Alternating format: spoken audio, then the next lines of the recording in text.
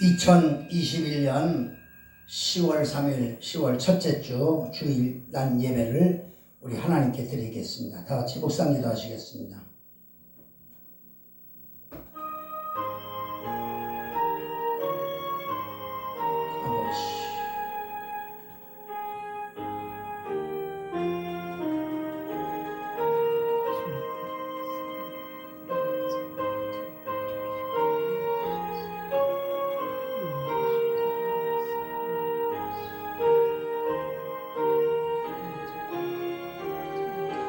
수고하고 무거운 짐진 자들아 다 내게로 오라.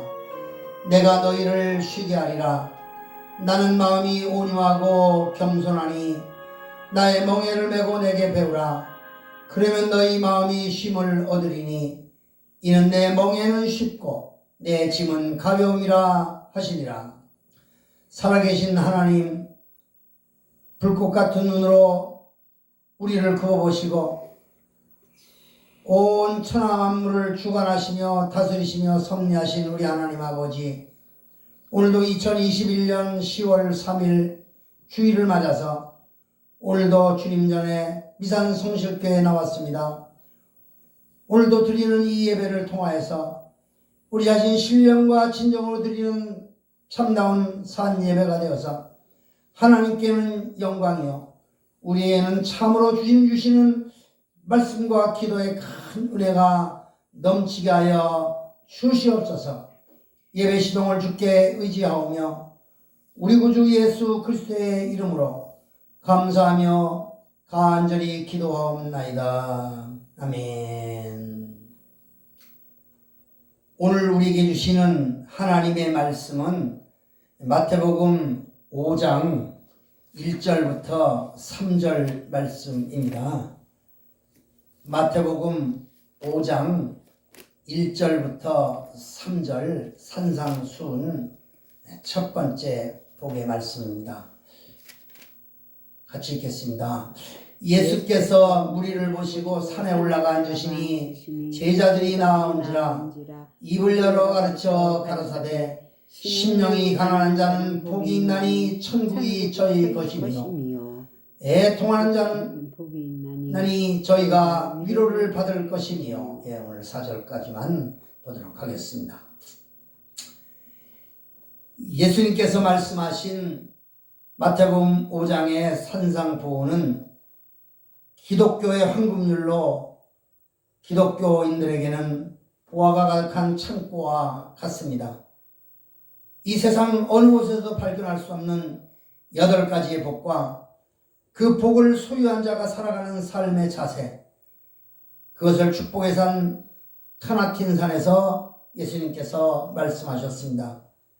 지중해에 수평선이 보이고 헬몬산의 대평원을 바라보면서 갈릴리 호수의 푸른 꿈이 보이는 곳 티베리아 북서쪽 5마일 지대, 여기서 살아가는 12제자와 수없이 몰려오는 군중들에게 입을 열어 말씀하셨습니다. 누가 복이 있는 사람인가? 어떤 사람이 진정으로 행복한 사람인가?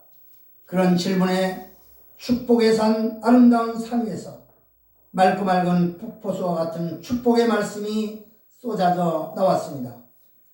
이 세상 어느 곳에서도 들을 수가 없고 찾을 수도 없는 그 신비한 능력과 생명의 말씀이 2000년이 지난 오늘 우리의 강단에서 다시 한번 들려져서 축복의 산실이 되어 기름진 목장, 살찌는 양들이 되시기를 바랍니다. 몇 년 전 이 팔복 강해와 그리고 너희는 세상의 빛이라, 너희는 세상의 소금이라, 그리고 주는 자가 복이 있다, 이런 말씀으로 2달 동안 말씀드린 기억이 납니다. 누가 행복한 사람입니까? 한국적인 복은 소유의 근거를 두고 있습니다.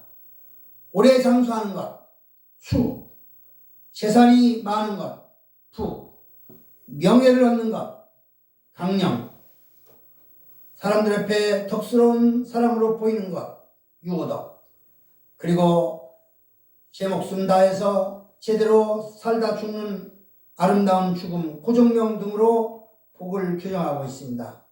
수, 부, 강령, 유호덕, 고정명. 그러나 이것은 참된 복이 되지 못합니다.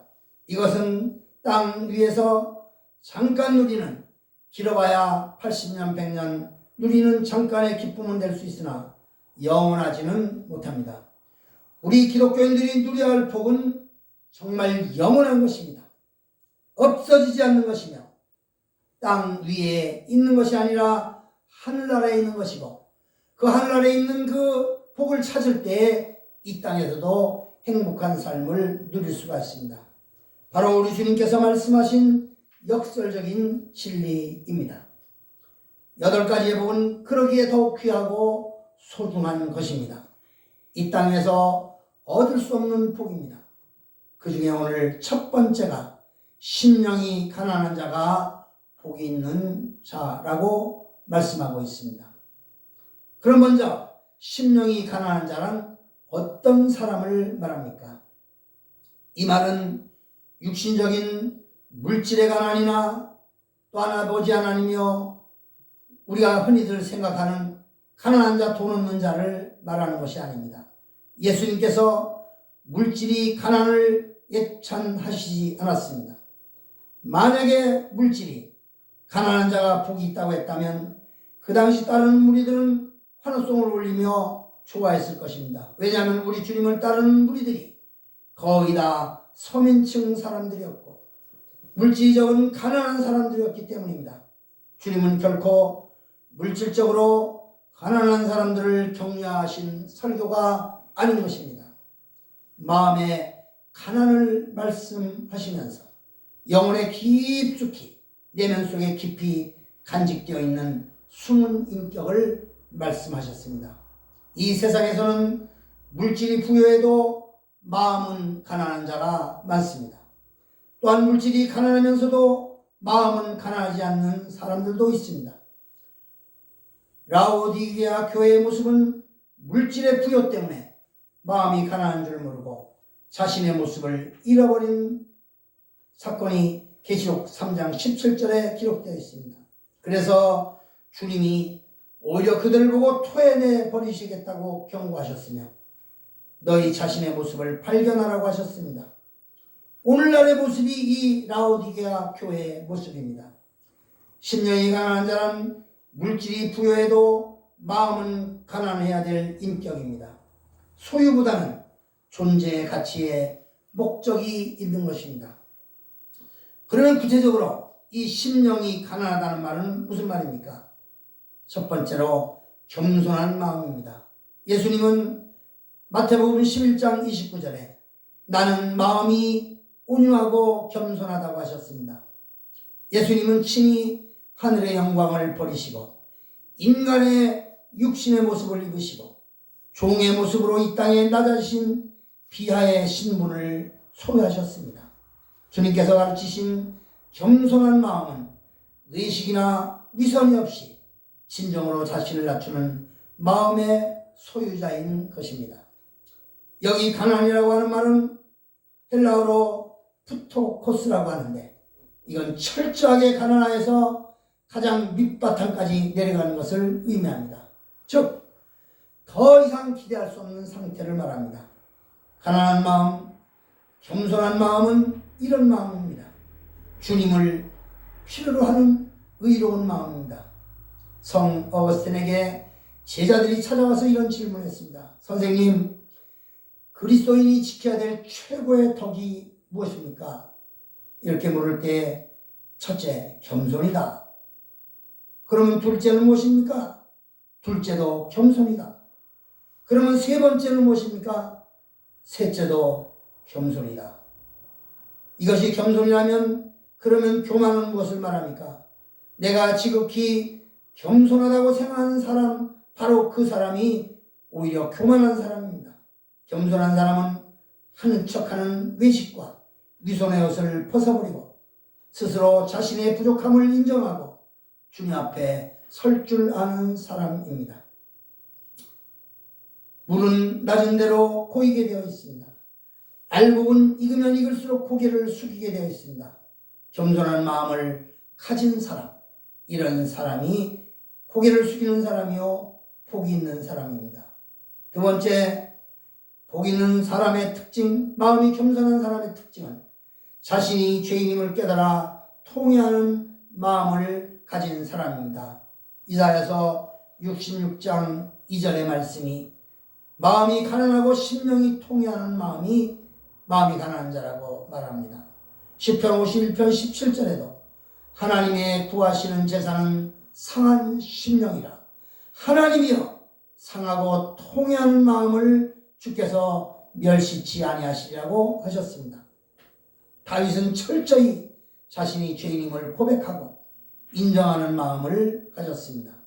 시편 51편 10절에 하나님이여 내 속에 정한 마음을 창조하시고 내 안에 정직한 영을 새롭게 하옵소서라고 기도했습니다.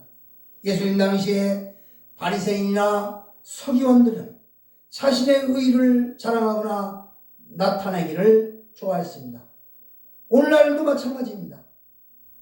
자신의 의를 자랑하고 자신을 나타내기를 좋아하고 자신의 가진 것을 나타내고, 당시 바리새인과 서기관들은 한 주일에 2번씩 금식하고 11조를 드린다고 자랑했습니다. 그러나 세리는 감히 얼굴을 들지 못하고 주여 죄인으로소이다 라고 기도했습니다. 가난한 마음은 자신이 죄인임을 깨닫고 회개하는 마음입니다. 세 번째, 심령이 가난한 자는 누구입니까? 예수님을 구세주로 영접하는 마음입니다. 이사야서 61장 1절에 잘 나타나 있습니다. 주의 복음은 가난한 자에게 아름다운 소식을 전파된다고 하는 마음. 실로 예수님께서 탄생했을 때 헤롯이나 유대인들은 메시아를 받아들이는커녕 오히려 대적했습니다. 그러나 양치는 목자들과 동방의 박사들과 몇몇 여인들은 아기 예수님을 영접하고 경배를 드렸습니다. 예수님을 구주로 받아들일 수 있는 마음, 그런 마음을 소유한 사람들이 진정으로 가난한 자요 복이 있는 자입니다. 네 번째, 주의 말씀에 순종할 수 있는 마음이 가난한 자입니다. 베드로는 예수님의 수제자였습니다. 바다에서 고기를 잡는 어부였습니다. 그날도 밤새도록 고기를 잡으려고 했으나 한 마리도 잡지 못했습니다. 그러나 예수님께서 나타나셔서 그물을 깊은 데로 던지라고 했습니다. 그때 베드로는 말씀에 의지하여 그물을 깊은 데로 던지니라. 던졌더니 많은 고기를 잡게 되었습니다. 갈릴리에서 잔뼈가 굵도록 익혀온 고기 잡는 기술, 자기의 그 고기 잡는 경험, 그런 것을 다 내동댕이 치고 말씀에 순종했기 때문입니다. 자신이 가진 지식이나 자신이 가진 경험, 자존심을 버리고 말씀에 순복할 수 있는 마음이 진정으로 마음이 가난한 자입니다. 나는 가난한 사람입니까? 아니면 나는 부자입니까? 나는 말로는 가난하다고 하면서 속으로는 교만한 부자가 아닙니까? 자신을 발견하여 복 있는 사람이 되십시다. 그러면 오늘 심령이 가난한 자가 복이 있나니 이랬는데, 그러면 심령이 가난한 자가 받을 복이 무엇입니까? 하늘나라는 가난한 자의 나라입니다. 겸손과 은혜를 소유한 자가 받을 나라입니다. 그래서 그런 자가 받을 복이 천국입니다. 천국의 특징은 예수님께서 통치하시는 주인이 하나님이신 나라. 두 번째는 전혀 죄가 없는 곳으로 의만 존재하는 나라. 세 번째로는 평화와 기쁨이 충만한 곳으로 사랑이 넘치는 곳입니다. 그리고 네 번째로 모든 것이 풍족하여 사철 생명나무 과실을 먹고 죽음이 없이 영생 복락을 누리는 영원한 곳입니다. 이 말씀은 계시록 21장 3절 4절에 잘 기록되어 있습니다.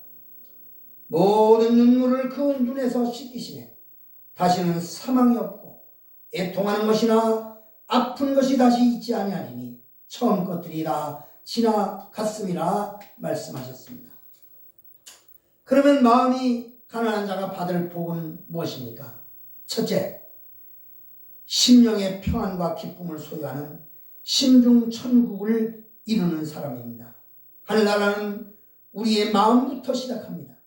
기독신자의 신앙생활의 축복은 심령 속으로부터 이루어지는 천국생활입니다. 예수님께서 내 마음을 통치하심으로 나의 주인이 되심으로 참 평안과 기쁨과 만족이 있는 것입니다. 그래서 내 마음에 참 기쁨과 만족과 평안이 있으면 그것이 다 세상이 다 천국으로 보이는 거예요. 두 번째, 가정의 행복과 신앙의 기쁨을 소유하는 교회의 천국을 이루게 됩니다. 한 사람의 복된 신앙생활은 다 자신과 한 가정을 행복하게 하고 그리고 전체 교회를 천국으로 만들게 됩니다.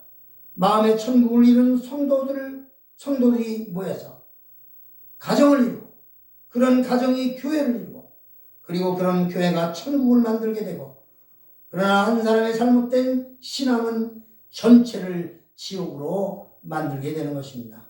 그러므로 가정을 천국으로 삼는 가정이 복 있는 가정입니다.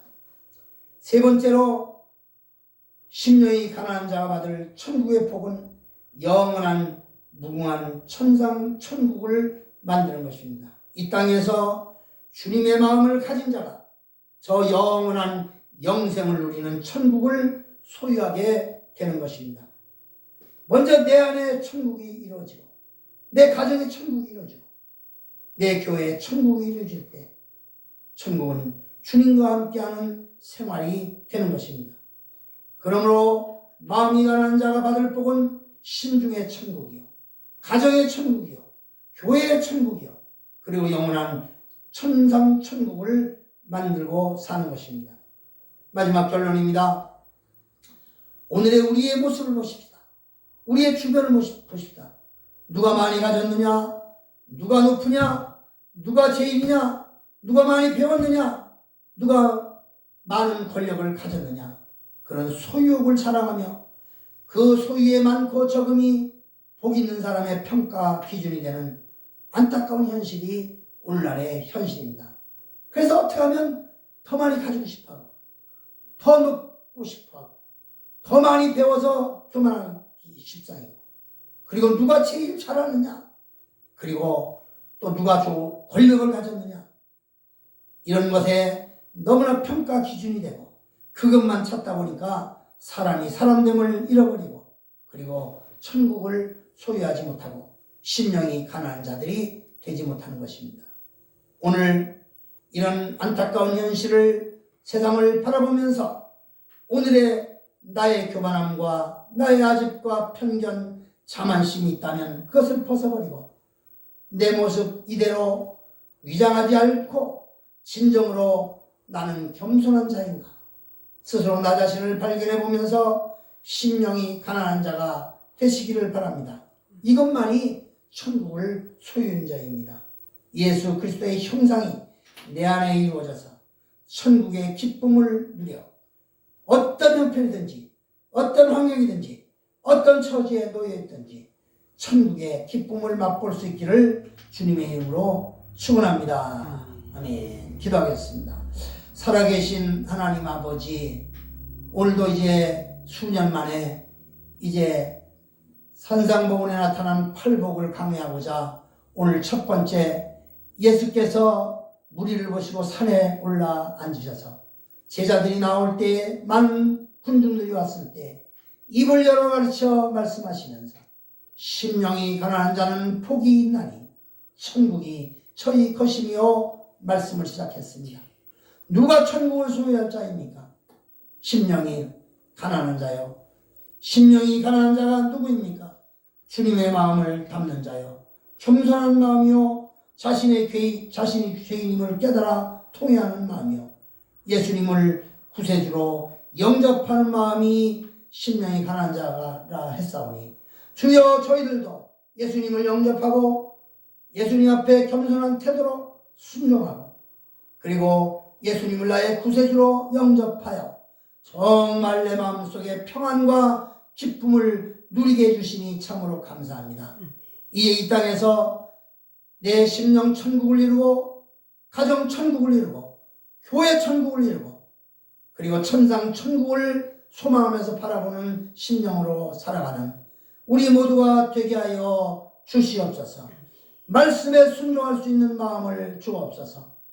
그래서 천국을 소유하여 예수님께서 내 마음도 통치하시고 내 마음에 예수님이 통치하심으로 죄가 물러나며 죄를 짓지 않으며 죄가 짓는다 할지라도 즉시 회개케 해주시고 화해와 평화와 기쁨이 넘치며 모든 것이 풍성하고 모든 것이 넘치는 그런 풍성한 영원한 천국을 마음속에 소유하여서 마음의 평안과 기쁨을 소유하고 가정의 행복과 신앙의 기쁨을 소유하고 영원 무궁한 천상 천국을 소망하며 사는 저희들 되게 하여 주시옵소서.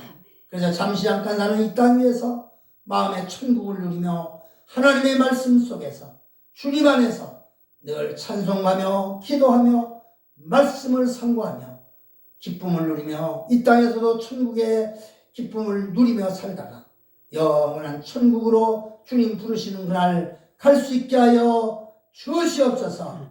오늘부터 이번 주부터 시작되는 이 팔복에 대해서 우리가 깊이 깨닫고 주님이 주신 8가지의 복을 내 마음속에 깊이 새기는 두 달이 되게 하여 주시옵소서. 예수님의 이름으로 간절히 기도하옵나이다. 아멘. 1장 찬송 부르고 축도로 예배를 마치겠습니다.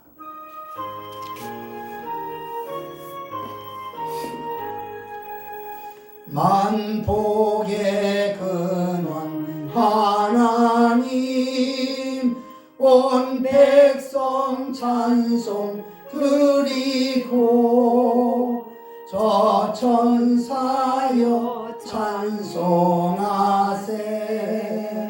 찬송 성부 성자 성령 아멘. 기도합시다. 이제는 우리 영원한 길이요 진리요 생명이 되신 우리 구주 예수 그리스도의 크신 은혜와 독생자를 아낌없이 우리의 모든 죄를 대신하여 속해 주시기 위해서 보내주신 하나님의 그 만극하신 사랑과 오늘도 우리를 주님 앞으로 이끌어서 믿음을 주시고 천국을 소망케 해주시며 말씀을 듣고 화면으로 받아들일 수 있는 하나님의 백성으로 삼아주신 성령님의 놀라운 은혜와 역사하심이 오늘 정말 산상수훈을 통하여서 심령이 가난한 자가 받을 복이 무엇일까? 어떤 사람이 심령이 가난한 자일까? 그런 말씀을 듣고 그렇게 심령이 가난한 자로 살아서 복받는 삶을 살기로 결심하는 우리 모두에게 그리고 지금도 이런 마음을 가지고 농어촌 교회에서 이름 없이 빛도 없이 애쓰고 수고하는 농어촌 교회 어촌의 주의 종들을 위해 그리고 지금도 생명내 걸고 복음을 전하는 선교사들 사역 위해 이제로부터 영원토록 함께 계실지어다. 아멘. 아멘. 아버지 주님 감사합니다.